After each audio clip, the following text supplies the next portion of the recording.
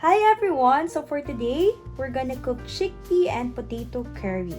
So this dish is perfect for all the vegans and vegetarians out there. So we need two main ingredients we can find in www.karmanfoods.com.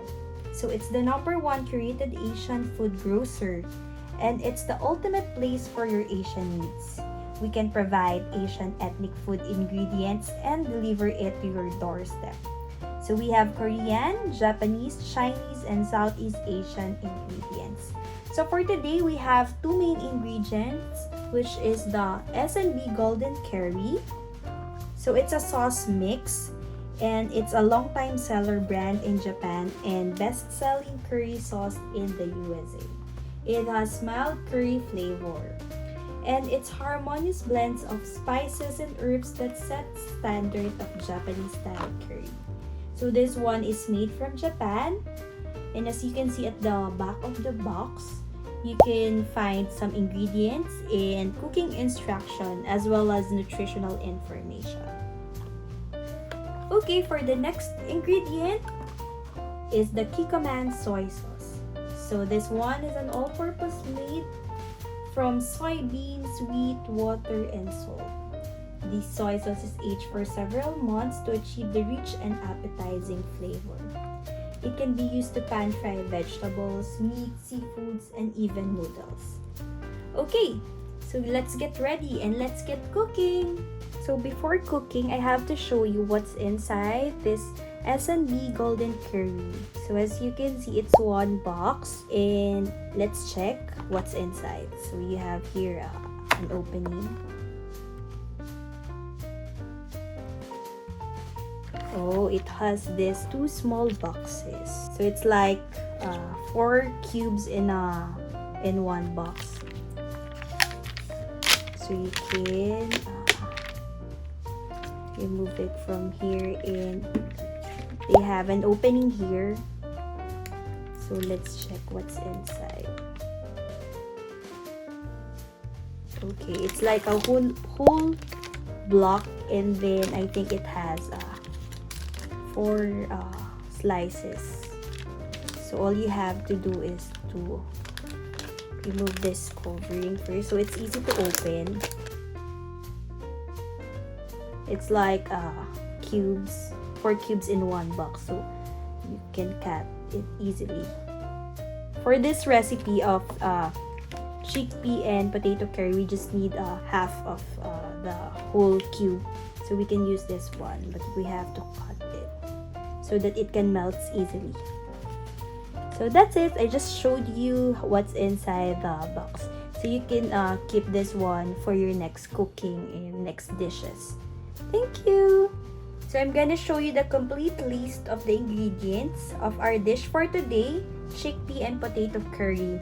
First is 1 tablespoon of olive oil, 1/2 of medium white onions in diced, 2 garlic cloves minced, 1 teaspoon of ginger minced, 1 teaspoon of fresh turmeric minced, 1 small size of potato in cubes, 1/4 teaspoon of cumin seed, 200 grams of tomatoes in canned, diced. Our main ingredient, 200 grams of chickpeas in canned. So you have to wash this first and then drain it. And then our main ingredient we can find in Karman Foods, which is the S&B Golden Curry. So we have here 2 cubes. And another main ingredient, the Kikkoman Soy sauce. So 1 tablespoon of this one. And lastly is our vegetables. So we have 50 grams of fresh spinach. You can add 1/4 cup of water depending on your sauce consistency. So let's get cooking. So we're ready to cook our chickpea and potato curry. So first, you have to make sure that your pan is already hot before adding your oil.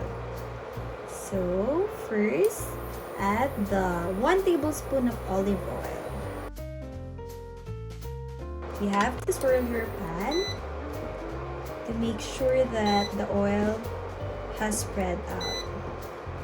Once the oil is hot, we can add the 2 garlic cloves minced. Once the garlic is added, saute it for 1 minute or until it's fragrant.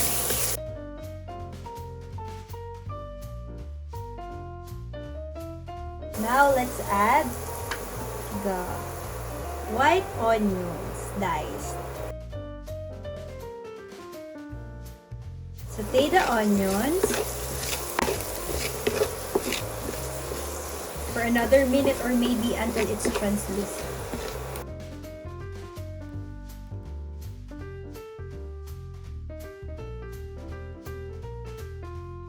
Once the onions are translucent, add the ginger.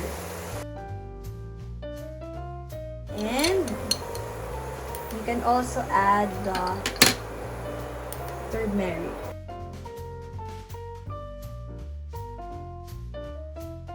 Once fresh ginger and turmeric are added, saute it again with your onions and garlic.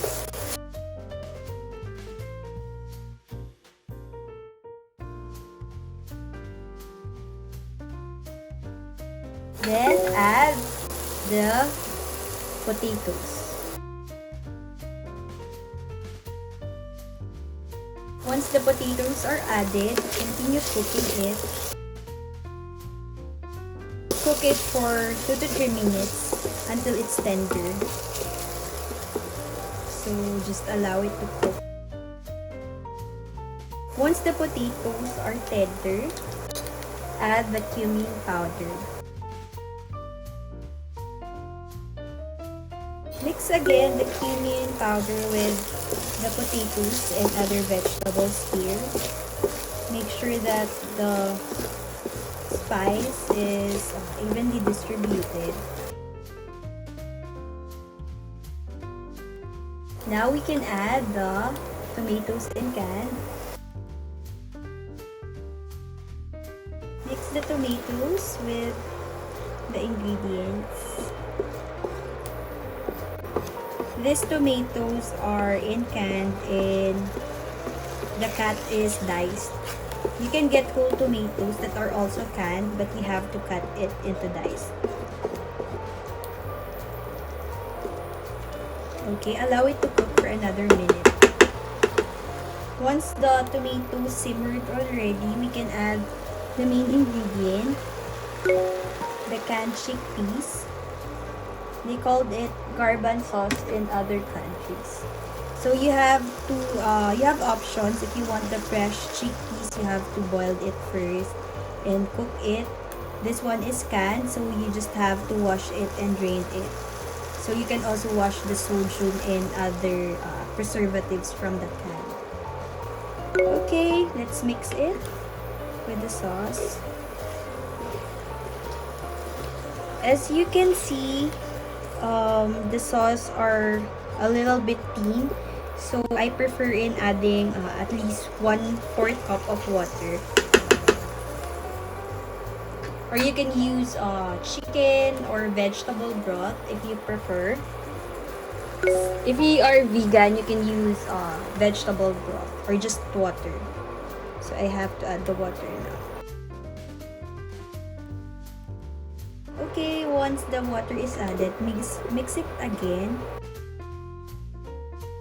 And now we can add our main ingredient that you can find in karmanfoods.com. So first, we can add Kikkoman Soy sauce.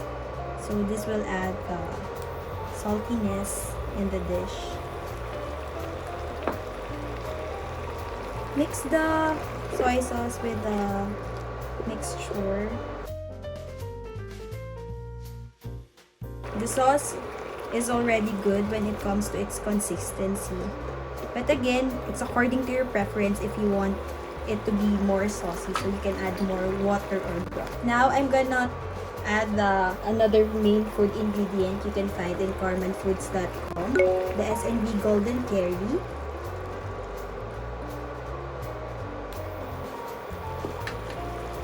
And and allow it to melt. While waiting for it to melt, you can turn off the heat first. Okay, just melt it with the hot sauce. So as you can see, it's already melting.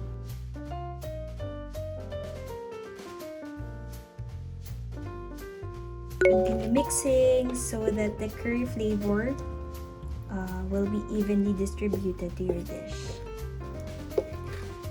So I just turned off my induction cooker and just melt it with its hot sauce.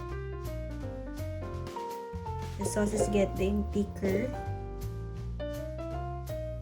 Yummy. This golden curry is really famous in Japan.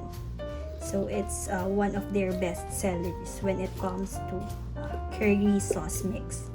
And it's really convenient to use because you just have to mix it with your dishes, and then you'll have your curry dish already. So as you can see, it's already mixed and it has melted already. So we can open again the pan, just simmer it for around 1 minute. So as you can see, I allow it to simmer for 1 minute. After that, we can add our fresh spinach.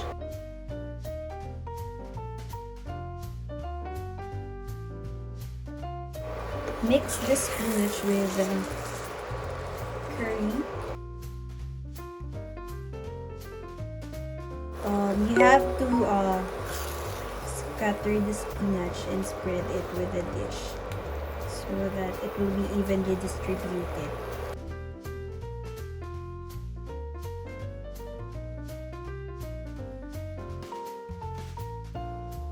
If you prefer your spinach to be a little bit crunchy and with good texture, so you can actually turn off the heat already. But because it's still gonna cook, or you can wait until it's wilted. Okay, I think we're ready. So we're done cooking our chickpea and potato curry. So this is perfect for the vegan and vegetarian options. Again, we use our main ingredient, S&B golden curry, and the Kikkoman soy sauce. So you can find these food ingredients in Karman Foods. You can visit our website www.karmanfoods.com. Our selection are constantly growing, and if you have any suggestions, please contact us at our website. Let's taste it! Thanks everyone!